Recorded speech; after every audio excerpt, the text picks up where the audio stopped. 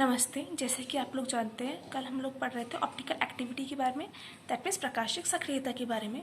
तो आज हम लोग उसी को आगे कंटिन्यू करेंगे। आज हम लोग पढ़ेंगे कि ऑप्टिकल एक्टिविटी की हम लोग कैसे एक्सप्लेनेशन दे सकते हैं, मतलब उसकी कैसे व्याख्या कर सकते हैं। तो एक साइंटिस्ट थे हमारे फ्रेंड, उन्होंने इसकी एक्सप्लेनेशन दी थी, हम लोग आज वही पढ़ेंगे।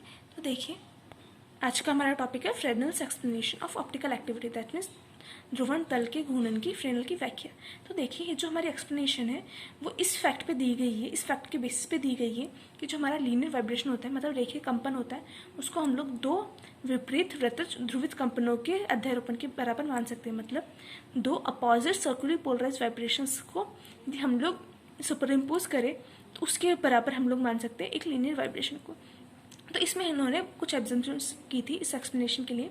तो पहली एग्जम्पशन ये थी कि जब हम लोग प्लेन पोलराइज लाइट, मतलब समतल ध्रुवित प्रकाश है, उसको प्रकाशिक सक्रिय माध्यम मतलब ऑप्टिकली एक्टिव मीडियम से पास करते हैं, तो वो दो सर्कुलर पोलराइज कंपोनेंट्स में स्प्लिट हो जाती है। दैट मीन्स दो वृत्तीय ध्रुवित घटकों में बढ़ जाती है, और इन दोनों घटकों की हमारे क्या होगी, सेम फ्रीक्वेंसी होगा और सेम एम्पलीट्यूड होगा, मतलब सेम आयाम होगा और सेम ही हमारा आवृत्ति होगी।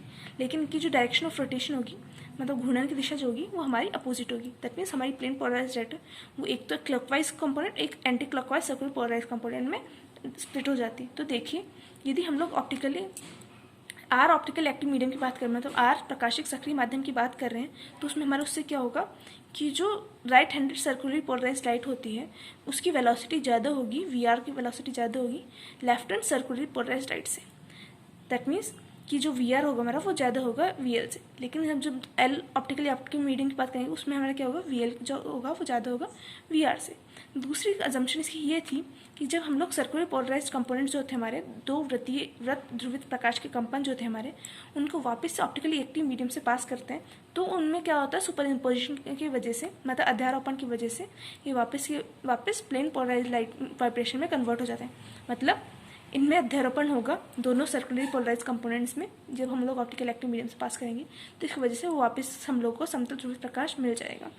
थर्ड अजम्पशन इसकी ये थी कि जब हम लोग प्लेन पोलराइज लाइट को ऑप्टिकली इनएक्टिव मीडियम से भी पास करते हैं, मतलब प्रकाशिक असक्रिय माध्यम से भी जब हम लोग समतल ध्रुवित प्रकाश को पास करते हैं, गुजारते हैं, तो उसके अंदर भी दो वृत्तीय ध्रुवित कंपन में बढ़ जाता है।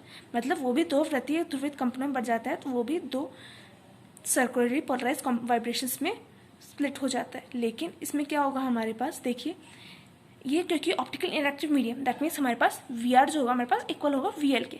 अब इन दोनों की वेलोसिटीज क्योंकि हमारे पास सेम है, तो आप लोगों ने कलांतर का एक्सप्रेशन पहले पढ़ा हुआ था, उसमें क्या होता था, तो वी एल और वी आर में चेंजेस होते थे, इसकी वजह से हम लोगों को फेज डिफरेंस मिलता था। इसके अंदर हम लोगों के पास क्या होगा, क्योंकि इन दोनों का जो वेलोसिटी है, इन दोनों कंपोनेंट्स की वेलोसिटी, मतलब इन दोनों घटकों का जो वेग है वो समान है, इस वजह से इनमें हम लोगों को फेज डिफरेंस नहीं मिलेगा। तो हमारे पास देखिए, इसके अंदर हम लोगों को क्या होता था, ऑप्टिकल एक्टिव मीडियम में फेज डिफरेंस होता है, इस वजह से हम लोग बाद में जब प्लेन पोलराइज लाइट वापस से मिलती थी, तो उसमें हम लोगों को कुछ पहले जो प्लेन ऑफ पोलराइजेशन का जो प्लेन था उससे कुछ रोटेट हो जाता था, राइट। ऑप्टिकल एक्टिव मीडियम से पास करने के बाद में हमारा क्या होता है, प्लेन पोलराइज लाइट है वो थोड़ी सी रोटेट हो जाती है। लेकिन इसके अंदर क्योंकि इसमें क्या है, वेलोसिटी सेम है, इस वजह से अध्यारोपण के बाद में हम लोगों को क्या मिलेगा, इन दोनों की वेलोसिटी जो प्लेन है वाइब्रेशन का वो रोटेट नहीं होगा। मतलब पोलराइजेशन का जो प्लेन था हमारा, ध्रुवण का जो तल था, वो अब घूर्णित नहीं होगा। इसको हम लोग मैथमेटिकल एक्सप्लेन कर सकते हैं। देखिए, उसमें हम लोगों ने माना कि एक प्लेन पोलराइज लाइट थी, मतलब एक समतल ध्रुवित प्रकाश था, उसको जब हम लोग ऑप्टिकली इनएक्टिव मीडियम से पास करते हैं, इस डायरेक्शन में देखिए हम लोगों ने पास करवाया ऑप्टिकल इनएक्टिव मीडियम से, मतलब प्रकाशिक एक्सिक्रिय माध्यम से जब पास करवाते हैं, तो यदि हमारा पहले कंपोनेंट उसका इसका जो घटक एम्पलीट्यूड था वो हमारा 2E0 की इक्वल था, तो हमारी इक्वेशन क्या हो जाएगी, E = 2E0 cos omega T, वो हो जाएगा हमारे पास OA वेक्टर के इक्वल, राइट।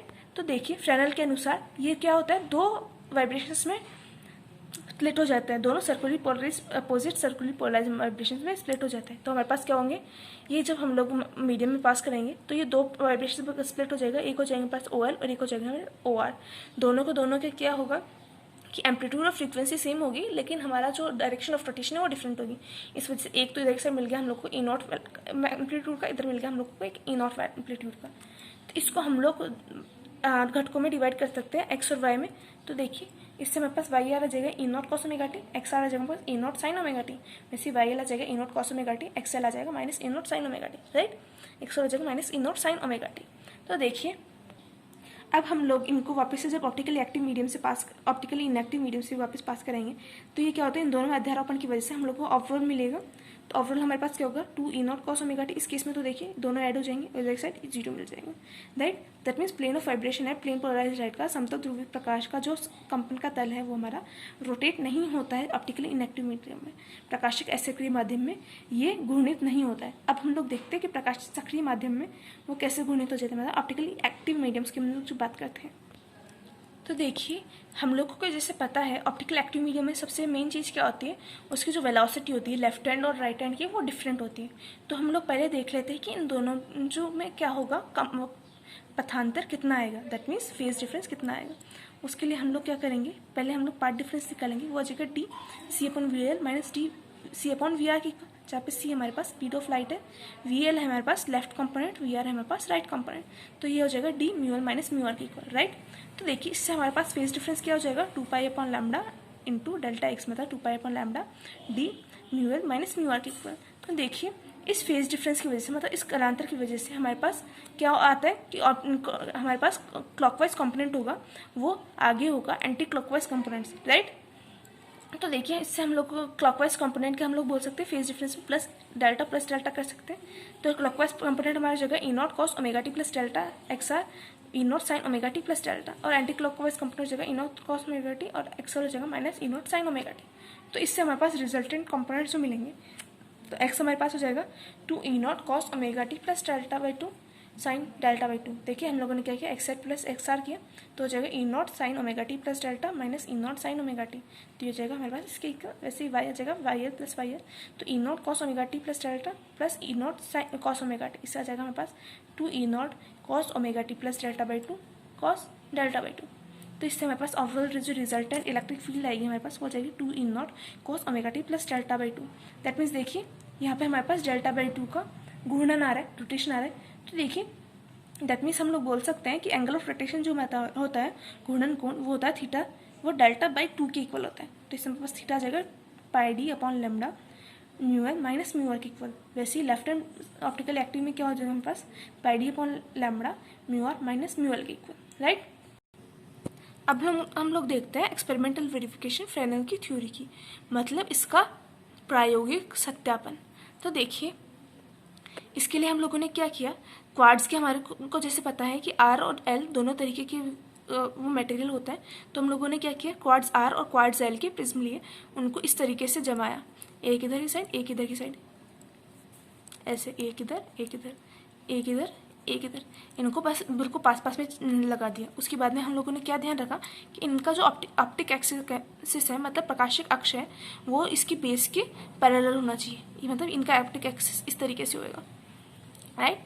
अब देखिए जब हम लोग लाइट को नॉर्मली इंसिडेंट कराते हैं एक प्रिज्म के ऊपर, तो हमारा वो क्या होगा, देखिए एल के ऊपर जैसे जाएगी, जैसे यहाँ पे गिरी, तो उसके बाद में हमारा क्या होगा, देखिए इसके अंदर जाती है वो क्या होगी, दो उसमें पार्ट्स में डिवाइड हो जाएगी, मतलब दो कंपोनेंट्स में डिवाइड हो जाएगी। और आप लोगों को जैसे पता है कि एल वाला प्रिज्म है, तो इसके अंदर क्या होगा हमारे पास, राइट हैंड बीम के लिए तो ये डेंसर मीडियम होगा और लेफ्ट हैंड बीम के लिए ये रेयर मीडियम होगा, क्योंकि राइट हैंड बीम तो यहाँ पर स्मॉल वेलोसिटी के साथ ट्रैवल कर पाएगी और लेफ्ट हैंड बीम है उसके लिए हमारे पास ज़्यादा होगी, एल है तो हमारे पास वी एल जो होगा ज़्यादा होगा वी आर से, इसलिए म्यू आर जो होगा वो ज़्यादा होगा म्यू एल से, राइट। इसलिए हमारा क्या होगा, रेयर मीडियम में हमारी क्या होती है, इंसिडेंट कराते हैं हम लोग किसी पे भी, इधर से इधर नॉर्मल की साइड चली जाएगी डेंसर मीडियम में, राइट। और रेयर मीडियम में हमारा क्या होगा कि नॉर्मल से दूर की साइड जाएगी।